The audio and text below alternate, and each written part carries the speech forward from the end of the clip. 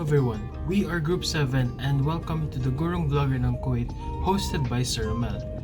And today, as for our subject which is Media and Information Literacy, today we're going to be talking about media and ideology. So please like and subscribe, post a comment and share us to your friends. And we'll see you in about 3 seconds. Let's go! Hello to everyone who's watching here today. So right now I'll be talking about ideology and what does it actually do. So firstly, we need to know what's an ideology. An ideology is a set of ideas that reflect a group, class, culture, or individual. Ideologies can be shared repeatedly or shared around the world. It can be either from families, school, and even governments. There are different kinds of ideologies such as feudalism, capitalism. However, one ideology has especially an interesting relationship is communism. The most common form of communism comes from the work of a German philosopher named Karl Marx, in what is known today as Marxism. For Marxists, the idea of ideology is connected to the idea of false consciousness. Ideology is a powerful mechanism that exerts control over the people, specifically the oppressed classes who are forced to accept the ideology of high class or ruling classes. Examples of this is that when a person in a ruling class will tell you that if you work for free, you could get spare cash. But then he doesn't have the intention to do it, but instead you'll just work without getting paid at all. The main purpose behind an ideology is to offer either change in society or adherence to set of ideas where conformity already exists through a normative thought process. An example of an ideology in everyday life would be a Disney film. It's kind of surprising, right? So we see in the film of an image of a weak princess being saved by a brave and strong prince. Then both of them live a happy life in the end. So this generates an idea of a perfect love story. Then we also see in the movie that in the end, everyone's happy and cheerful despite in the fact that in real life, this barely happens or is not gonna really happen at all. The history of ideology. The word first made its appearance in French as idéologie at the time of the French Revolution, when it was introduced by a philosopher Antoine de Tracy as a short name for what he called his science of ideas, which he claimed to have adapted from the epistemology of the philosophers John Locke and Etienne Bonnot de Condillac, for whom all human knowledge was knowledge of ideas. Some historians have called the 19th century the age of ideology, not because the word itself was then so widely used, but because so much of the thought of the time can be distinguished from that prevailing in the previous centuries by features that would now be called ideological. Even so, there is a limit to the extent to which one can speak today of an agreed use of the word. The subject of ideology is a controversial one, and it is arguable that at least some part of this controversy derives from disagreement as to the definition of the word ideology. One can, however, discern both a strict and a loose way of using it. In the loose sense of the word, ideology may mean any kind of action-oriented theory or any attempt to approach politics in the light of a system of ideas. Hi guys, today we'll be talking about ideology and stereotyping. Stereotyping is a summed up C about the attributes of a specific gathering of people. A gathering's individuals are appointed specific characteristics. More often than not, these attributes are regularly acknowledged as certifiable, and they give a distorted picture of a gathering or an individual who has a place with one. Walter Lippmann, a writer from the United States, authored the word stereotype in 1922.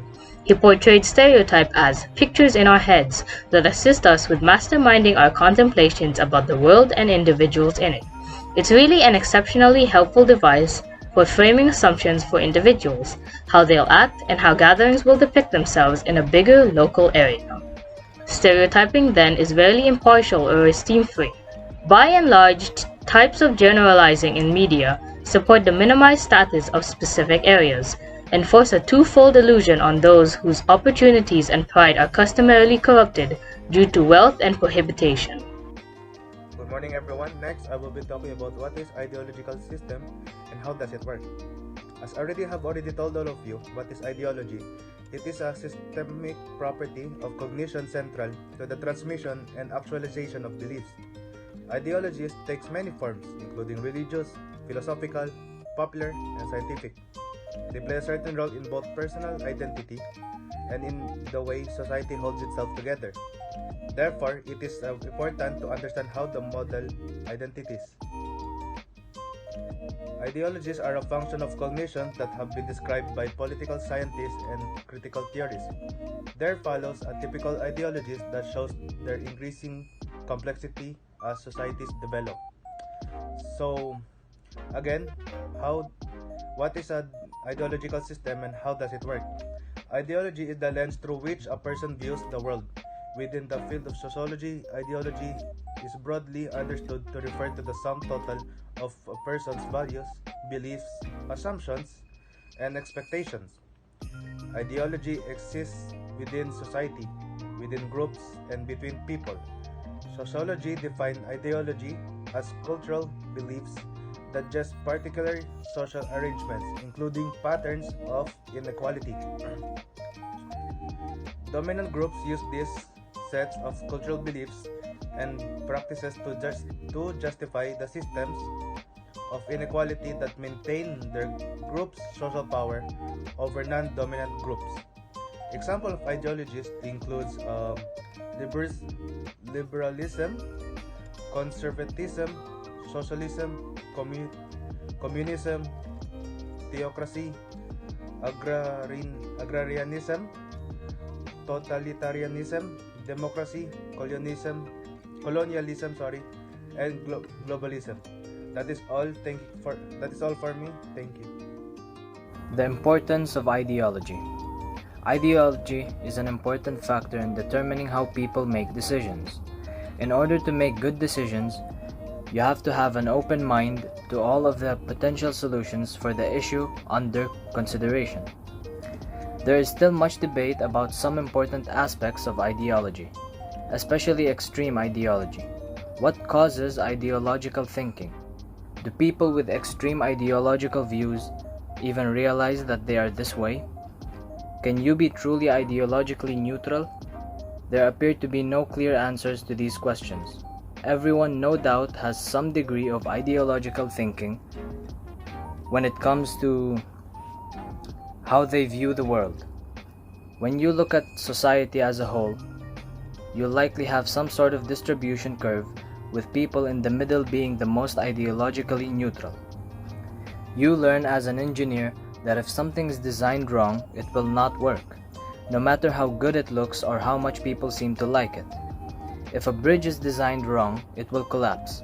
You can't talk something into working if it doesn't align with the laws of science. In other words, you can't fool Mother Nature. It is critical to keep an open mind in doing any problem solving, and just as important to consider alternate viewpoints. Everyone is entitled to their own opinion. However, people who cannot objectively look at things should not make critical decisions related to that issue. Decisions must be based on facts, data, and non-ideological logic to solve the root cause of the issue at hand. Now, on the other hand, it is said that one person with a strong belief in their ideology is more powerful than 20 people with a thought. An ideology is ideas, ideals, beliefs, myths, or symbols of a community and a large group that explains how society should work. Individuals with strong beliefs in their ideologies have caused many life-altering events in the history of the world. Wars, revolution, 9/11, Sandy Hook, and other various life-changing events such as the Civil Rights Movement and the LGBTQ Pride. Regardless of if the events were considered good or bad, they occurred due to the individual's beliefs and thought processing. Ideology plays an enormous role in every individual's daily life. Okay, it's me again. So anyway, how does ideology and ideological systems operate in society through media? Ideology is a lens through which a person observes the world. In the field of sociology, ideology is widely understood as a reference to the sum of a person's values, beliefs, assumptions, and expectations. Ideology exists in society between groups, between people, and it shapes our thoughts, actions, and interactions as well as what happens in a society. Ideology is basically a basic concept of sociology. Sociologists study it because it plays a very important role in shaping the organization and functioning of society. Ideology is directly related to social structure, the economic system of production, and the political structure. It only arises from these things because it also shapes. Ideological systems is a group of people's thoughts or beliefs about different types of technology. People use their media ideology to form opinions about media and technology and how they are used. Media ideology also refers and reflects on how people perceive news through the text messaging or interacting throughout the medias. And once again, lastly as well, ideological systems work in the group of people's thoughts and beliefs about different types of technology, and how it processes in media is once again by opinions and generated and brought out of the media and defined how they are specifically used. Anyway, that's all for our part as Group 7 talking about the media and ideology. Once again, please like and subscribe to the Gurung Vlogger ng Kuwait, as well as post a comment and share as well. Thank you so much for watching. I hope you enjoyed, and see you next time.